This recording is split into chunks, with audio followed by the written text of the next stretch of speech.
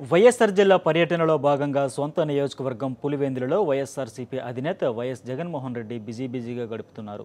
చక్రాయపేట మండలం కుప్పంరాజుపల్లిలో విష జ్వరాలతో మెడికల్ క్యాంపులో చికిత్స పొందుతున్న గ్రామస్తులను జగన్ పలకరించారు. రోగులందరినీ పరామర్శించారు.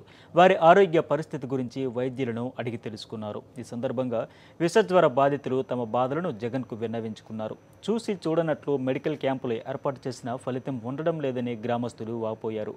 వాటర్ ట్యాంక్ సరిగా శుభ్రపరచకపోవడం, కలుషిత నీటిని సరఫరా చేయడం వల్లనే జ్వరాలు వస్తున్నాయని ఫిర్యాదు చేయడంతో అక్కడే ఉన్న డిప్యూటీ డిఎంఎం డిహెచ్ఓను వైఎస్ జగన్ విష జ్వరాలపై ప్రశ్నించారు. దాదాపు నెల రోజుల నుంచి గ్రామంలో విష జ్వరాలు ప్రబలుతున్నా ప్రభుత్వం స్పందించకపోవడంపై ఆయన మండిపడ్డారు.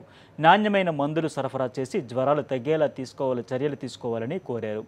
వారికి కావలసిన నాణ్యమైన ఆహారాన్ని వైఎస్ఆర్సీపీ తరఫున సరఫరా చేస్తామని జగన్ హామీ ఇచ్చారు.